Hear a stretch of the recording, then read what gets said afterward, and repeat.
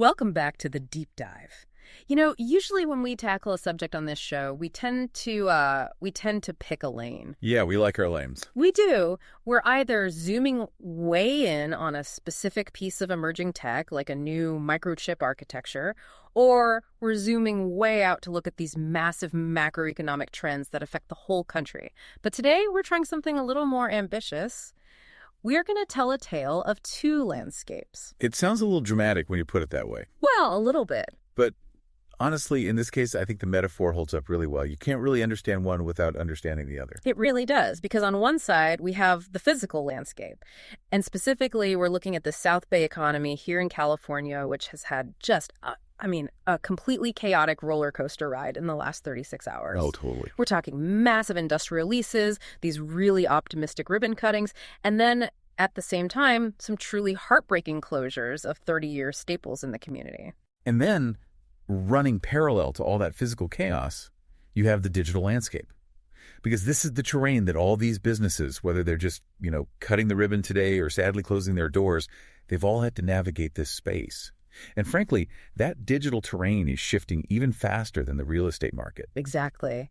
So to help us navigate that digital side today, we're pulling from a really fascinating source, Voxel Micro Video Labs. They aren't just observing this economic chaos from the sidelines. They've developed a specific methodology they call the vertical slice. Right. And they claim this is essentially the survival kit for this new economy. Yeah.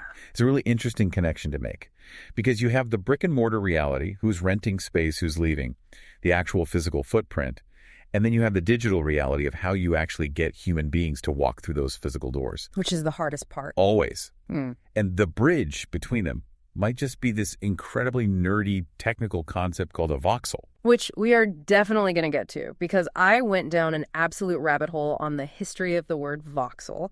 And let me tell you, it involves everything from medical scanners to 90s helicopter simulators. It's quite a trip. It really is. But before we geek out on the tech, we have to ground this in the reality of what's happening right now for you, the listener, especially if you're following local business trends. You mentioned the last 36 hours in the South Bay. Yeah. If you were just glancing at the headlines, you'd probably get whiplash. Yeah. It has been a very confusing day and a half. Let's start with the heavy hitters. February 24th, Torino Realty Corporation drops an absolute bomb of an announcement. This is a massive signal for the industrial market in that area. They announced the execution of 3 full building leases in Redondo Beach. And just to give people a sense of scale, because we aren't talking about, a pop-up shop or a small office suite here. No, not at all. This is 145,000 square feet of space. That's huge. Yeah, it's enormous. Just to put that in perspective for everyone, a standard Costco warehouse is usually right around 140,000 square feet. Okay, wow. So imagine a Costco-sized footprint of industrial workspace just being snapped up in a beach city. That is not a small investment by any means. And the tenant, do we know who's actually moving in? They're playing it pretty close to the chest right now. The press release only identifies them as a, quote, domestic energy company, unquote. But we do know the leases are set to commence between March 2026 and March 2027. Okay, so let's pause there for a second. We constantly hear this narrative in the news about the retail apocalypse, empty storefronts, commercial real estate collapsing, everyone working from home. And yet here's 145,000 square feet being taken off the market instantly. Right, and that's the nuance people miss when they talk about the economy. The retail apocalypse really applies to traditional malls and maybe your B-class office spaces. It does not apply to industrial infrastructure. This Torino deal signals incredibly robust demand for workspace in the beach cities corridor. Someone is betting really big on the future of the South Bay's energy infrastructure. But it isn't just the industrial giants, right? We've also got the ribbon cuttings, this sort of new life coming into the local community. That's right.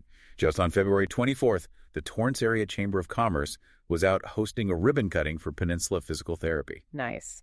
And looking ahead to February 26th, we've got La Bella Vita Salon and Wellness Studio doing their ribbon cutting. And frankly, the one I think most locals are probably buzzing about is Handel's homemade ice cream down in San Pedro. Oh, absolutely. The San Pedro Chamber just finalized those details.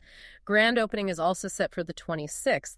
So if you only looked at that specific list, energy companies expanding, wellness studios, ice cream shops, you'd think, wow, everything is booming, the economy is on fire. But then you turn the page. Yeah.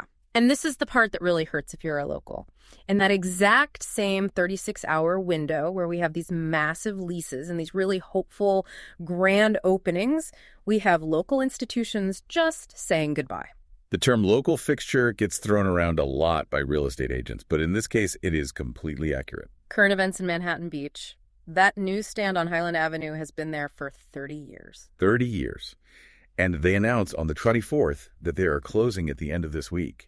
That is an incredibly fast turnaround for a community to process. And then Raging Cajun Cafe in Redondo Beach. 32 years. 32 years. They're terminating operations on March 1st. And that isn't just a restaurant closing. That is a generational shift. That's a place where people had their first dates, their graduation dinners, family parties. And on the broader retail side, you have Francesca's. Now, it's a national boutique chain, sure, but they are liquidating inventory specifically at their Torrance location in the Amo Fashion Center and their Manhattan Beach location in Manhattan Village. So map this out for me. We've got a huge energy company moving in. Ice cream and wellness studios are opening up. But iconic newsstands and cafes that have been around since the 90s are closing down. It feels like a massive changing of the guard. It is a distinctly high-volume turnover. And this is where we have to pivot to the so what part of the deep dive.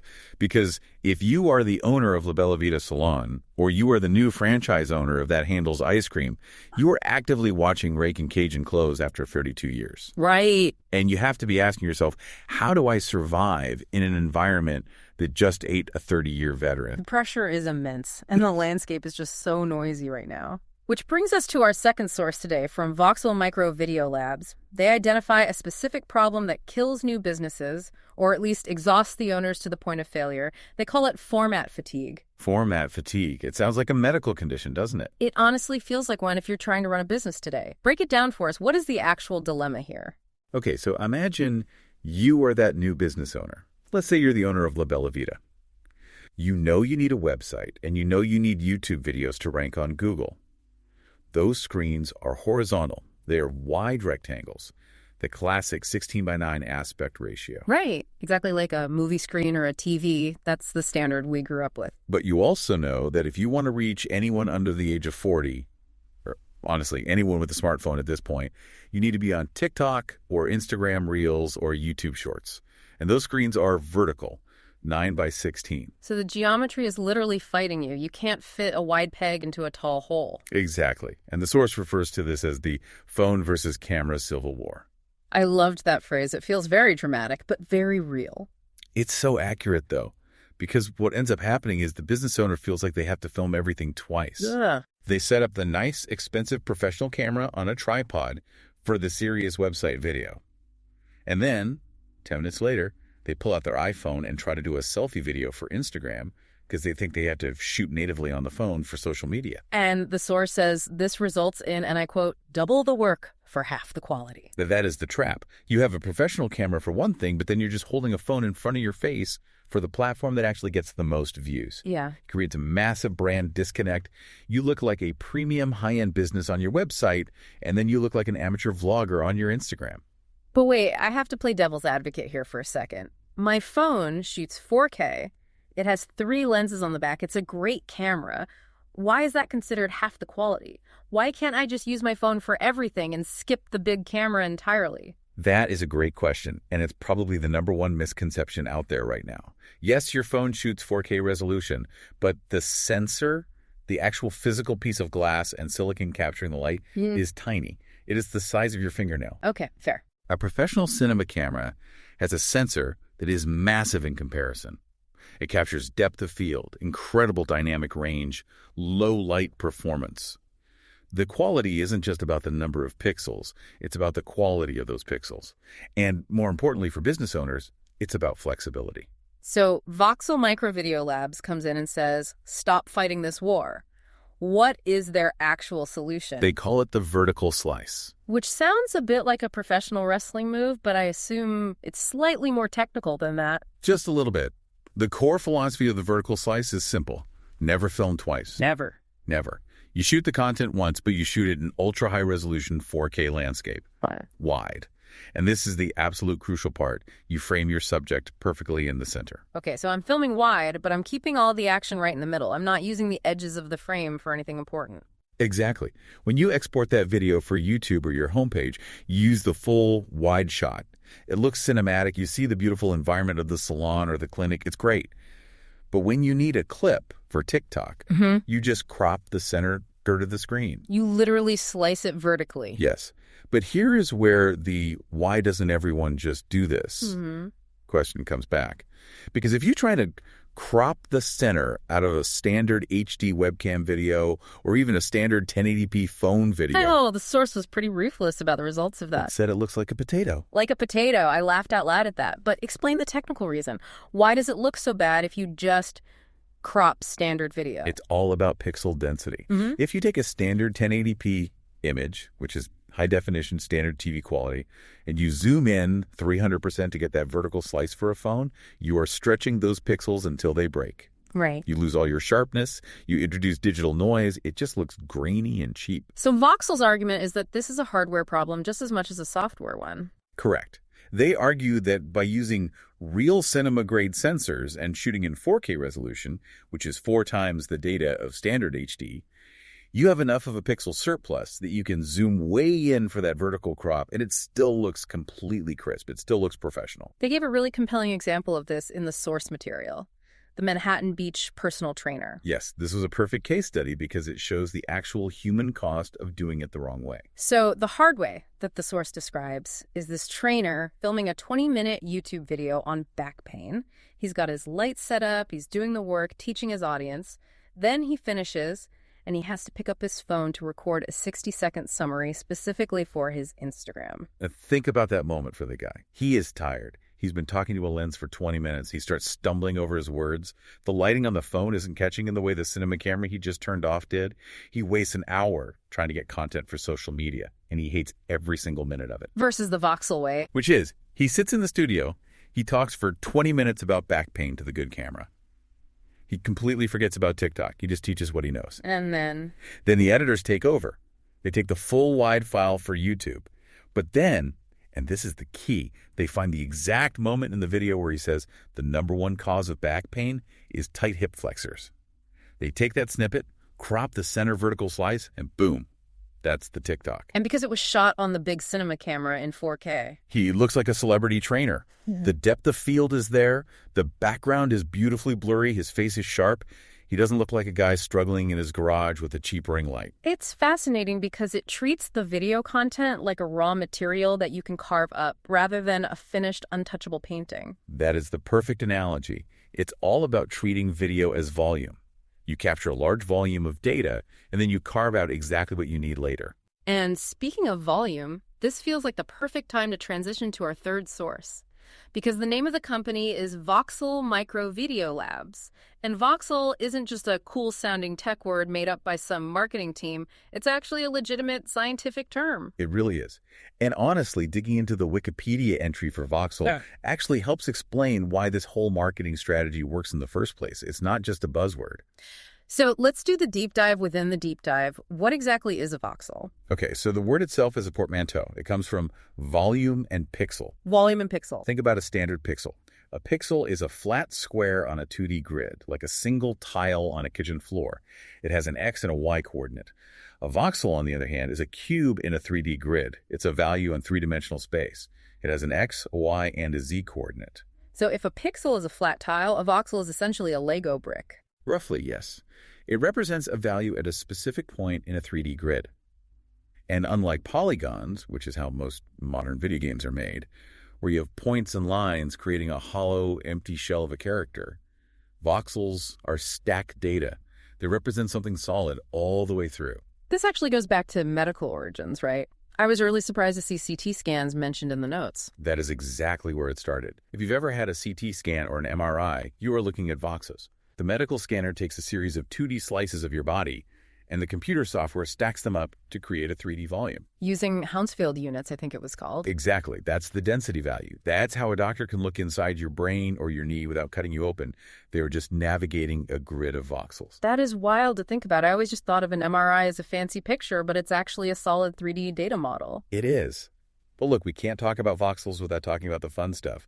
Video games. Oh, man, yes. I saw Comanche on the list of examples. Comanche. Maximum Overkill from 1992. the helicopter simulator. I remember playing this. The terrain looked so radically different from everything else at the time. It looked, I don't know, chunky, but incredibly real. Because it used the voxel space engine. Now, to be technically precise here, and I know some gamers will get mad if I don't clarify this, it wasn't true 3D voxels. Oh, really? Yeah, it was a clever ray casting technique that used height maps to simulate voxels. But the visual effect was revolutionary. Instead of drawing flat, hollow triangles to make a mountain, it used columns of data to create actual height. It made the terrain look organic and rough, not just sharp and geometric. And there was Outcast in 99 doing software rendering. But then we have the big one, the one everyone listening probably knows, Minecraft. Minecraft is basically voxel, the game. Is it pure voxel tech, though? Because I've heard massive arguments about that online. Well, here's the key distinction. The world data in Minecraft, every single block of dirt, every tree, every piece of stone is stored by the computer as voxels on a massive grid. But to make the game actually run smoothly on your graphics card, the engine renders them as polygon cubes. So it is voxel data displayed to the player as polygons. But the core logic, that is pure voxel volume. So bringing this all full circle, we have this technical definition. A voxel represents volume and depth in 3D space. It's solid data. How does that directly connect back to the marketing strategy for these South Bay businesses? I think the connection is really elegant. Think about the phone versus camera civil war again. When you film on a phone natively for TikTok, you are usually thinking in 2D, flat. You're thinking, I need a video specifically for this narrow screen size. Right. You're just thinking about filling the frame in front of you. But the voxel approach, the vertical slice, treats the footage like a volume of data. You are capturing a high-resolution, high-data block of content. Because you have that depth, that 4K resolution, that massive sensor data, you can slice it up however you want later. You're capturing the entire volume of the moment, not just a flat picture for one specific app. Exactly. Just like a CT scan captures the whole body and the doctor simply chooses which slice to examine, the voxel strategy captures the whole scene in high fidelity, and the video editor chooses which slice goes to TikTok.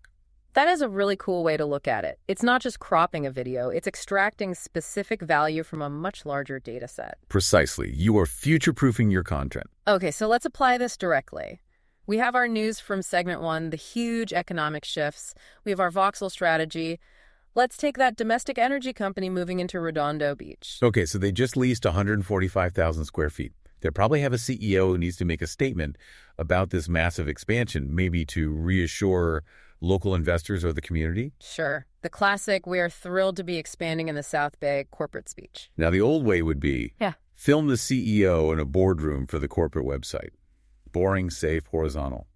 Then maybe the social media manager tries to get some awkward handheld phone footage for LinkedIn that just makes the CEO look incredibly uncomfortable. Or they just ignore social media entirely because they think we're a serious energy company, we don't do reels. Which is a huge mistake when you need to recruit top engineering talent who literally live on LinkedIn and Instagram.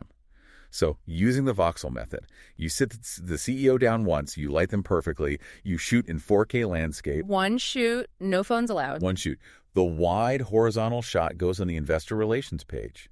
It looks stable, corporate, serious. And the vertical slice. You take a dynamic 30-second slice from the exact same interview where the CEO says, we're actively hiring engineers in Redondo Beach because we believe in this community. That goes on LinkedIn Reels. That goes on Instagram. It looks premium, it fits the phone screen perfectly, and you didn't have to waste the CEO's time doing a second awkward take.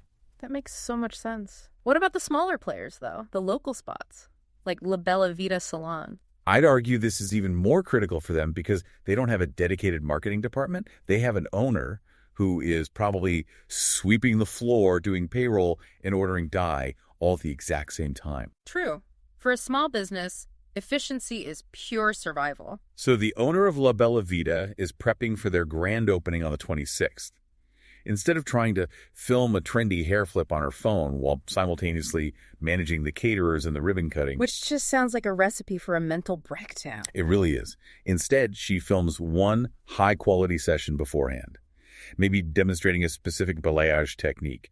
She talks through the process to a tripod with a cinema camera. Capturing the volume. Right. The wide 4K shot goes on the Salon website as a permanent Our Services demo, but then she slices out just the reveal. That 5-second moment the foil comes off, and that becomes a viral reel. And because it's 4K from a big sensor. You could actually see the texture of the hair. You can see the subtlety of the color gradient. It doesn't look compressed.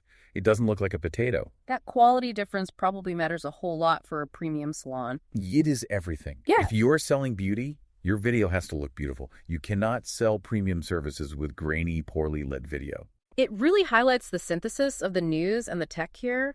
We have this high turnover 30-year staples like Raging Cajun leaving, new players like Handel's entering. The businesses that actually survive this transition are the ones that can be incredibly efficient. That is the key word, efficiency. For a new business trying to replace a 30-year legacy, time is literally money. Eliminating the need to film twice isn't just a clever camera trick. It is a massive operational efficiency. It frees you up to actually run your business. And that's the reality of the South Bay Shuffle right now. The physical landscape changes, and if you don't update your digital map or your camera settings, you get left behind. It's survival of the fittest, but also survival of the clearest. The clearest signal wins. So let's recap what we've unpacked today. It has been a wildly busy 36 hours in the local economy. We've had Torino dropping huge industrial leases in Redondo. We've had ribbon cuttings for Peninsula Physical Therapy and the upcoming ones for La Bella Vita and Handel's Ice Cream. And of course, we've bid a very sad farewell to local fixtures like Current Events and Raging Cajun Cafe. But for those new players entering the arena, the strategy is pretty clear. Don't fall victim to format fatigue. Don't fight the civil war between your phone and your camera. Just capture the volume, shoot in 4K, shoot wide, and slice exactly what you need later. The key to modern content isn't working harder. It's capturing higher resolution, so you have the absolute flexibility to frame it however you want down the line. Exactly. Build the high-quality asset first, format it for the platform second. Now, before we let you go, we always like to leave you with something to chew on. Something a little out there that builds on today's sources. Well, while I was looking at that Wikipedia entry for Voxels, I stumbled across the extension section at the very bottom, and it kind of blew my mind. Oh, I think I missed that part. What was in there? So we established that if a pixel is 2D, a voxel is 3D. Well, there is a theoretical concept called a toxel. A toxel, like with a T. With a T. It stands for temporal voxel. It literally adds the dimension of time. So you're dealing with 4D data. Okay, my brain is stretching. Help me visualize that. Imagine a video where you aren't just watching a flat image, and you aren't just looking at a static 3D model. You are looking at a 3D model that changes over time, where every single moment in space and time is a piece of volume data you can visit. So you're saying we are approaching a future where we won't just crop a video for a vertical screen. We might step entirely inside the video. We might be able to put on a headset and walk around inside the marketing content.